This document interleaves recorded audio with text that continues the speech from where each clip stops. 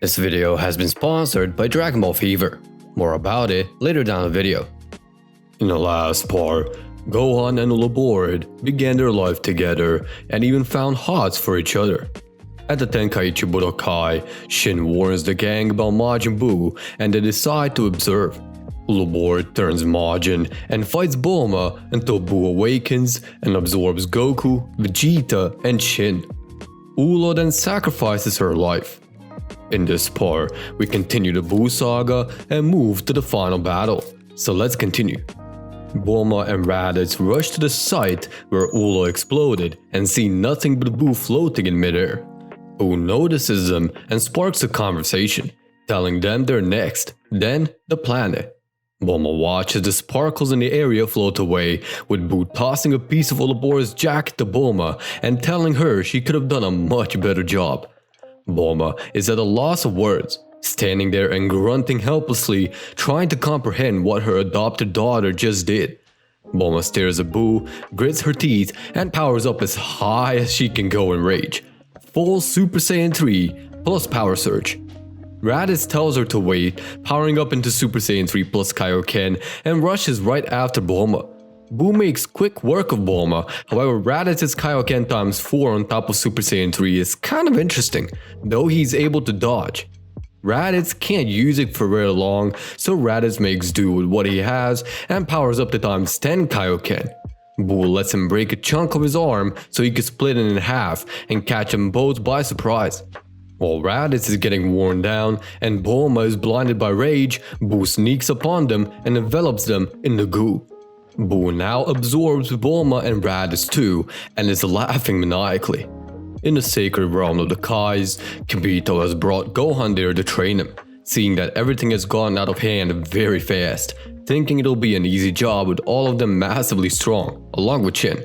He tells Gohan that they need to train here and fast, because time is of the essence and it's only a matter of time before Buu starts destroying the cosmos with all that power. Gohan understood the assignment very well and is about to start some very intense training, however Kibito has something in mind, the Z-Sword. He's thinking if maybe Gohan can pull it out and wield it. He asks Gohan to follow and Gohan does, coming to the hill where the Z-Sword is. He tells Gohan to pull the sword out as the first task. Gohan is confused and tries, but that confusion is quickly justified. Gohan tries, but it doesn't budge. Kibito advises him to use one of the transformations, but Gohan doesn't want to go Super Saiyan and powers up to his max base power and succeeds to pull it out. Kibito is amazed that he actually managed to pull it out, but setting that aside, they begin a training. While Gohan is training with the Z-Sword, Kibito is thinking about getting the others back but doesn't know how to, as he doesn't have Shin to mentor him. He does get an idea though, so he tells Gohan to keep at it while he goes to take care of something. Over at the overworld, Kibito arrives and halts the souls entering the place to talk to King Yama. Yama is graced by his presence but questions the motive. Kibito briefly explains that he would like for Uloborid to have her body back due to the complications on Earth. Kibito mentions everything and how everyone but Gohan is absorbed by Buu and they need Uloborid to help out. Yama thinks about it, then decides it's probably for the best. While she hasn't devoted her life by protecting lives of innocent, he comments how she sure tried and decides to let her have her body and power back. In less than 10 minutes, that arrangement was done and Uloborid is back. She's not alive still, but she sure can help out, though her power remained the same. Uloborid sees Kibito there too, asking what is he doing there, and so Yama had to explain that he's actually not a bad guy, but an apprentice of the most powerful being in the universe. Well, at least one of them. Uloborid comments on the power level, but Yama mentions that he doesn't have that power, but rather to create anything in the universe. Uloborid looks at Kibito and sees that he indeed has strength, but she also senses a weird sensation from him, something unusual. Yama continues how he was actually the one that demanded her body back to be restored, which surprised Ula. She then reluctantly goes with Kibito, still having trust issues about him. In the world of the Kais, she meets Gohan. Ecstatic to see him alive brings a tear to her eye, and Gohan is no different.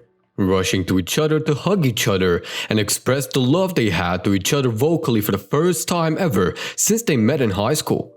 I'll stop. You wanted to skip the sponsorship, didn't you? But man, You thought you was slick, huh? don't let him skip the sponsorship. Oh, I ain't letting him. I was paid good money for it. You can sit through it. Dragon Ball Fever is a fan comic done by Norlight. It's about a girl that has been saved from Red Ribbon Army by Goku Black. Now please support the artist and check out the link in the description below. And now, you can continue watching. Kibito is trying to steer the emotions away and getting them to train up. Having each other yet again allows them to train again, this time even harder. They must, in order to get everyone out of Buu and save the Earth. Speaking of Earth, Kibito goes to check upon it if to see nothing there, just a black void and nothing else. Buu already destroyed the Earth and is right behind Kibito, smirking and asking if he's looking for Earth, lifting his arm and pointing to the vastness of space. Kibito doesn't know how to react, so he keeps stoic and tells Buu that his terror is over with. But Buu lets him go, saying he cannot do shit even if he wanted to, disappearing into space looking for more things and people to destroy. Kibito comes back to tell the news, followed by the expected reaction of shock and fear of Buu. Kibito says they need to go further than ever in order to defeat Buu, even utilize their Zenkais to their power limit if needed. And so with that, Uloborid and Gohan began their training. The Z-Sword is pushed to its limit and they're using all of their might and beyond to get as powerful as possible. Kibito even tries his hand in creating Kachin to train them with it by throwing it. That works a few times, but one time they break the sword and Kibito is in disbelief. However, it wasn't in vain. Old Kai comes out and wonders what's going on. The trio looks in awe to what just happened. After the whole explanation, Old Kai opts to unlock their hidden potential. Uloborid and Gohan are happy to hear that and beg for the Old Kai to do it. However, they didn't know they have a Roshi knockoff to deal with in their hands, and he asks to touch Uloborid's chi-chis before even starting. Uloborid is not very nice towards that and declines the offer, saying there's bigger fish to fry than his horny ass desires and to just get on with it. Gohan, on the other hand, tells the Old Kai that he can come down on Earth and try his luck on the girls there. Uloborid is questioning Gohan's intention, but he gets them out of it as long as Gohan finds the right person. With that, they begin. Since Gohan got the deal going, he gets to go first and it's said to last 28 hours, which surprises the gang. But in either case, the ritual starts and Gohan gets pissed off at the Old Kai just like in canon, which for this time it surprises Ulo instead of Goku. Once Gohan is done and powers up, it's Ulo's turn. However, Old Kai stops her, saying that the ritual for her will take around 2 weeks from the amount of untapped potential she has. That widens the eyes of everyone there, not being able to comprehend as to what to say or do.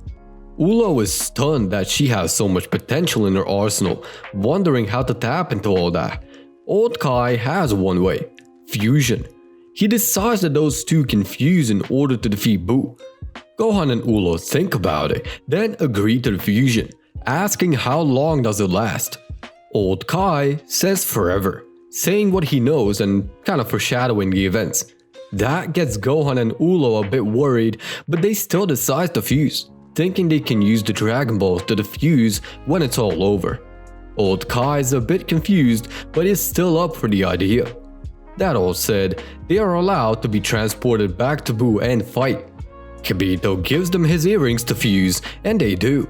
They put them on opposing ears, and they merge together. The sheer pressure of theirs makes Kibito and Old Kai blown away, literally. The fusion is complete, and we get Ulobohan, a combination of Uloborid and Gohan. The duo looks at the Kais and smiles, starting to yap about how the fusion feels nice, then wanting Kibito to transport them to where Buu is. Kibito searches for Buu and finds him on planet Namek of all places, so he takes them there. On Namek, Ulobohan is unsettled by the feeling of Buu being there, knowing he can wipe the planet out in mere seconds. Buu can be sensed far away, which Kibito says it's probably for the better. Kibito wishes them a good battle and easy victory. Ulobohan thanks him, and then they begin chasing towards Boo. They find him in a cave, so standing outside of it, they blow it up and Boo comes out, wondering who the new fighter might be. He notices he's similar to Gohan, but can't put his finger onto how is he so much more powerful and changed in less than half a week. Ulobohan says that it's not just one person in there, it's two, and that the second one is the one who tried killing herself to kill him. We're continuing the series next time. While you wait for the next part, join the T23 Discord server with the Vanity Roll down in the description. Also, check out the Hero of Z in the pinned comment. Thank you for watching, and with that, peace out.